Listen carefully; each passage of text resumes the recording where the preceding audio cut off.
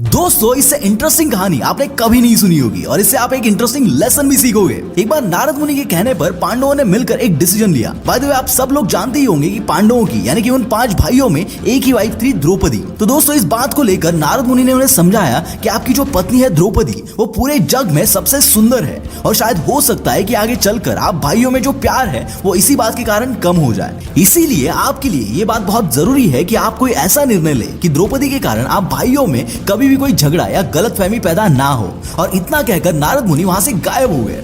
अब दोस्तों, नारद मुनि की बात को ध्यान में रखकर युधिष्ठिर ने उस बारे में थोड़ा सोचा और उन्होंने बाकी भाइयों के साथ डिस्कस करके एक डिसीजन ले लिया कि द्रौपदी उन 5 भाइयों में से हर एक के साथ एक साल रहेगी और उस 1 साल के दौरान अगर पांडवों में से कोई भी एक भाई और द्रौपदी जिस कमरे में साथ होंगे, तब अगर किसी भाई ने गलती से भी उनके कमरे में एंटर किया तो उसे 12 साल के लिए वनवास पे जाना होगा। और सभी भाइयों को यह डिसीजन काफी अच्छा लगा। एक शाम कुछ ब्राह्मण पांडवों के महल में आए और उन्होंने अर्जुन से कहा कि कुछ डाकू हमारे जानवरों को चुरा कर लेकर जा रहे हैं और ये सिलसिला बहुत दिनों से चलता आ रहा है। इसीलिए हम चाहते हैं कि आप उन डाकुओं को पकड़कर हमारे जानवर हमें वापस कर दे, क्योंकि हमें महाराज युधिष्ठिर पर पूरा भरोसा है कि वो हमें कभी नाराज नहीं करेंगे। उन ब्राह्मणों की बात सुनकर अर्जुन ने उन्हें मदद करने के लिए हाँ कहा और वो तुरंत अपना धनुष बाण लेने के लिए महल के अंदर गए। लेकिन तभी अर्जुन को याद आया कि उनका धनुष तो उस कमरे में है जहाँ उस वक्त द्रौपदी और युधिष्ठिर साथ मिलकर अपना समय बिता रहे थे। दोस्तों, अब अर्जुन को लगा कि अगर मैं कमरे के अंदर गया तो मुझे 12 साल के लिए वनवास पे जाना होगा और अगर मैं अंदर नहीं गया तो हमारी प्रजा युधिष्ठिर पर नाराज हो जाएगी कि उनका राजा उनकी मदद नहीं कर सका।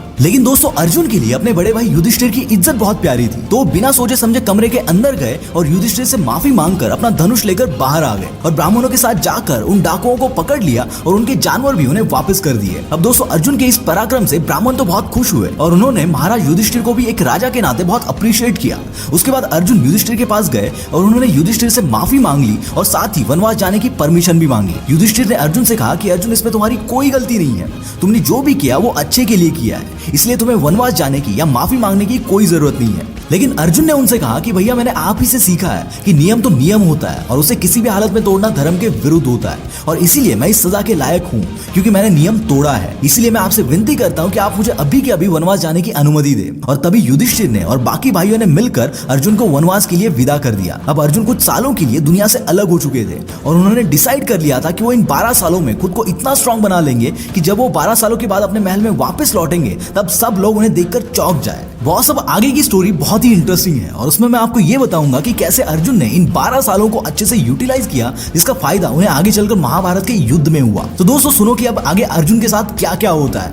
अब अर्जुन बहुत सारे देशों को एक्सप्लोर करते हुए गंगा नदी के किनारे पर आ पहुंचे और वहां पर थोड़ी देर रुके और वो डुबकी लगाने के लिए गंगा में उतरे। लेकिन जैसे ही अर्जुन पानी में डुबकी लगाने गए तभी किसी ने उनके पैर को जोर से पकड़ा और उसे खींचकर नदी में ले लिया और अर्जुन बेहोश हो गए। दोस्तों, जिसने अर्जुन को पानी में खींच लिया था वो सांपों की रानी उलूपी थी। जब अर्जुन को होश आया तब उसने देखा कि वो पानी के नीचे एक बहुत ही शानदार महल में एक बेड पर लेटा हुआ है और उसके आगे एक बहुत ही खूबसूरत लड़की खड़ी है। अर्जुन ने सरप्राइज होकर उस लड़की से पूछा कि आप कौन हो और मैं कहाँ हूँ। उस खूबसूरत लड़की ने हंसकर कहा कि अर्जुन, मैं सांपों के राजा कौरवया की बेटी उलूपी हूँ और तुम इस वक्त मेरे ही महल में हो। अर्जुन ने पूछा, लेकिन तुम मुझे यहाँ पर क्यों लेकर आई हो?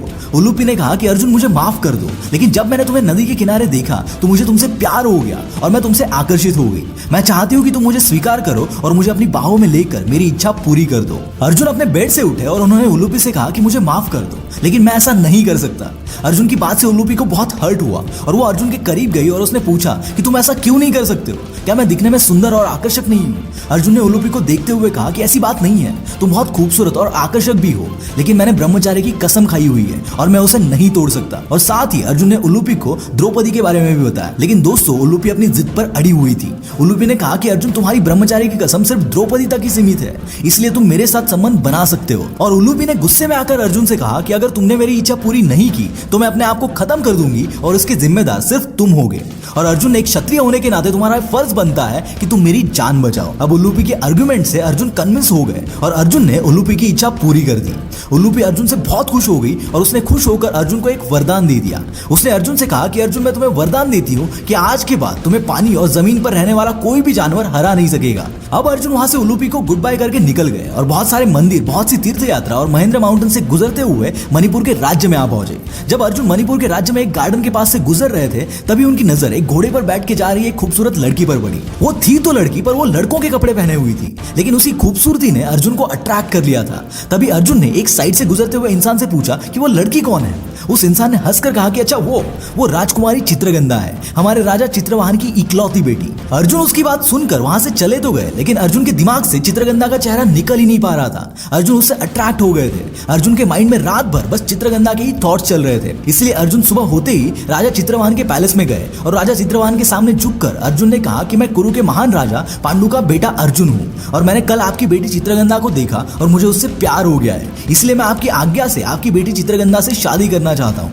अर्जुन की बात सुनकर राजा चित्रवाहन ने कहा कि अर्जुन, मैं बहुत खुशनसीब हूँ कि तुमने मेरी बेटी चित्रगंधा को अपने लायक समझा और मुझे उसकी शादी तुमसे करवाने में कोई समस्या नहीं है, लेकिन मेरी एक शर्त है। और राजा चित्रवाहन अर्जुन को स्टोरी सुनाने लगे। अर्जुन, बहुत साल पहले मेरे एक पूर्वज प्रभांजना ने भगवान शिव को प्रसन्न किया था और उन्होंने भगवान शिव से एक बेटे का वर मांगा था। तब भगवान शिव ने उन्हें एक वर दिया था कि उनकी हर पीढ़ी में सभी लोगों को बस एक ही बच्चा होगा। उसके बाद मेरे सभी पूर्वजों को बेटे ही प्राप्त हुए, मगर मुझे मेरी बेटी चित्रगंधा प्राप्त हुई, इसलिए मैंने उसे बिल्कुल एक बेटे की तरह पाल पोस कर बड़ा किया है। इसीलिए अर्जुन, तुम्हें मुझे ये वचन देना होगा कि तुम्हारा और चित्रगंधा का जो भी बेटा होगा उसे तुम्हें मुझे देना होगा, ताकि मेरा वंश आगे चलता रहे। और अगर तुम्हें ये शर्त मंजूर है तो मैं तैयार हूँ चित्रगंधा का हाथ तुम्हारे हाथों में देने के लिए। अर्जुन चित्रगंधा से इतना अट्रैक्ट हो चुके थे कि उन्होंने तुरंत शर्त मान ली और राजा चित्रवाहन ने खुश होकर अर्जुन और चित्रगंधा की शादी कर दी। कुछ ही महीनों में चित्रगंधा ने एक बच्चे को जन्म दिया जिसका नाम बाब्रुवाहन रखा गया और कुछ 3 साल वहां गुजारकर अर्जुन ने चित्रगंधा और राजा चित्रवाहन को गुड बाय किया और अपने आगे के सफर पर चले गए। और दोस्तों, क्या आपको पता है, चित्रगंधा और अर्जुन का बेटा बाब्रुवाहन वही था जिसने एक बार अर्जुन को युद्ध में हराकर अर्जुन को लिटरली मार डाला था और अर्जुन को पुनर्जीवित करने के लिए उल्लूपी ने मदद की थी। अब बाब्रुवाहन ने अपने ही पिता अर्जुन को कैसे और क्यों मार डाला, इसकी स्टोरी इस वीडियो में बताऊंगा, तो ये वीडियो काफी लंबा हो जाएगा। इसलिए अगर आपको ये वाली भी स्टोरी सुननी है तो मुझे कमेंट्स में जरूर बता देना। दोस्तों, ये इतनी लंबी चौड़ी स्टोरी बताने के पीछे एक बहुत बड़ा पर्पस है।